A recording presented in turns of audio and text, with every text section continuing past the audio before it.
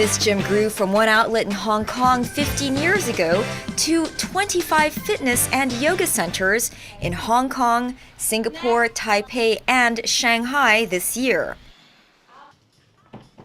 CEO Colin says membership has grown about 20% in the last 3 years. 5 years ago, people say, how many sites could you have? I said, maybe 12. Well, we're at 17 now. And you see it, you walk down the street, people are wearing sports clothes, yoga mat, sports bag. Exactly. It's become the norm. Being fit, or looking it, is the new must-have accessory.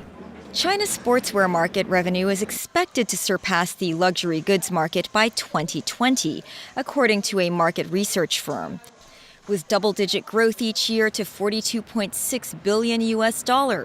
Compare that to luxury single-digit growth of $29.2 billion during the same period.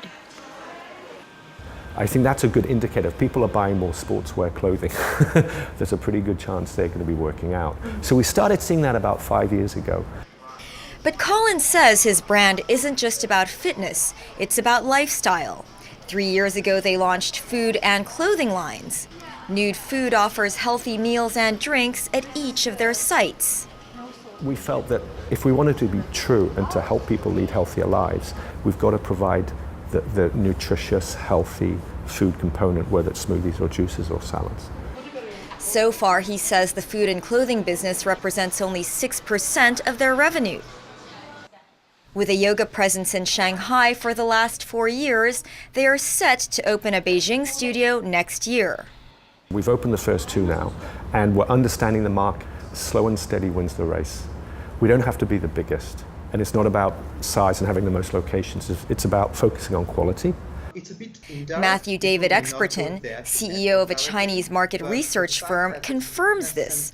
He says consumers have been burned by fly-by-night gyms that offer low rates for upfront payment of long-term contracts and then shut down after a few months. The power of a trustworthy brand, the power of someone who has different fitness center in the same city. That means if one is clothing, you can go to the other one. Or the fact it's a brand and it invested in its branding and its trust is clearly something which have influence within the market. Currently, only 4% of the Hong Kong population, or 300,000 people, have an active gym membership. In China, it's only 0.5%, but it represents over 2 million people. Compared with the US, where 20% of the population have memberships, the growth potential is huge, considering China's 1.3 billion population.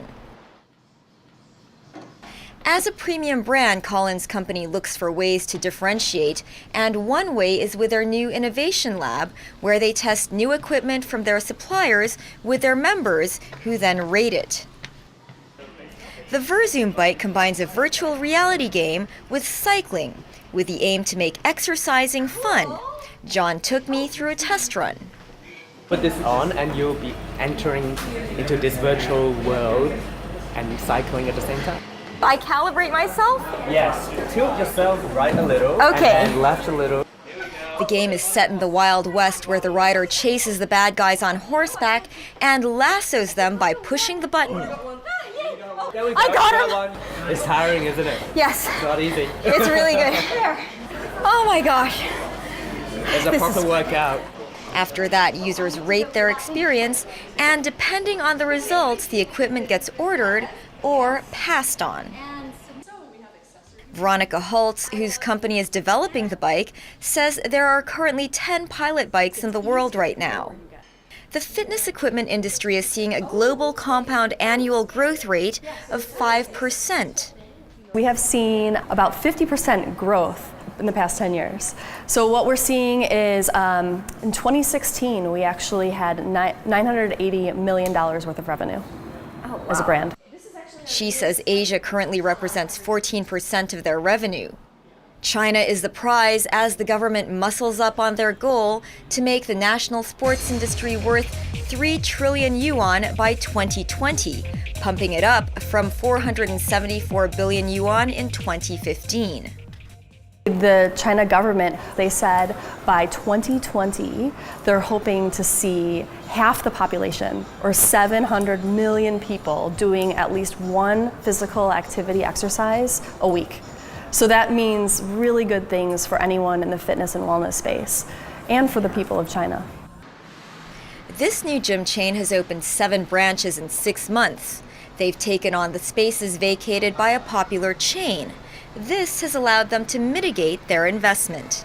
It's a 9-digit investment for us, but we're very confident what we're doing. We looked at these locations, there were some machineries. The base of the structure was there already. Similarly to Colin, his gym is looking at holistic branding as well, by offering on-site meal plans, nutrition, and health testing. What we're really building is really a new community. We're like-minded people who want to go to gym, stay fit, be healthy, eat proper food. You can come in and be looked after by the specialist. But the rest doesn't come cheap. Meal plans here range from $300 to $500 a day, customized by their experts to the amount of calories, carbs, and protein you need to reach your goals. And testing for a nutrition package starts at around $1,000. They're careful to steer clear of the negative profiling of previous gyms, so they limit contract time to 1 year maximum. No hard selling is allowed. Personal trainers, they can only sell 80 classes maximum to any given clients. And that really builds confidence to the people in Hong Kong. He says they plan to have a total of 12 gyms in Hong Kong within the next 2 years, and then focus on Macau and China. Matthew says China is an attractive market since cities are densely populated. His company estimates that there are 5 to 15 million people who have used a fitness center in the last year. Currently, we estimate that the revenues generated by the industry is reaching 40 billion RMB, mainly within big cities, mainly within cities with more than 1 million people. But while the number of Chinese enrolling in fitness centers is growing, he warns that foreign operators could have a hard time competing in the local market. Local players don't play the same playbook as international players. So the only way to survive for an international player is to target a premium level or expert level. He says it's important for operators to know how to manage their investment, especially considering the high cost of real estate. Because you know, our sites, when we invest, a yoga studio, the investment is about $2 million to $2.5 million US dollars, upfront cash. A gym is anywhere from $4 to $5 million US dollars. So it's not small, and we need a long lease so that we can run the business in a long-term sustainable way. So when we work with landlords, we try to look at more of a partnership relationship. He says this allows them to innovate and make regular renovations to the properties without worrying about the rent. He adds they target breaking even after 4 to 5 years. We really look at this as a long-term business. It's not a sprint, it's a marathon. A race where all participants hope to make it to the finish line in good health.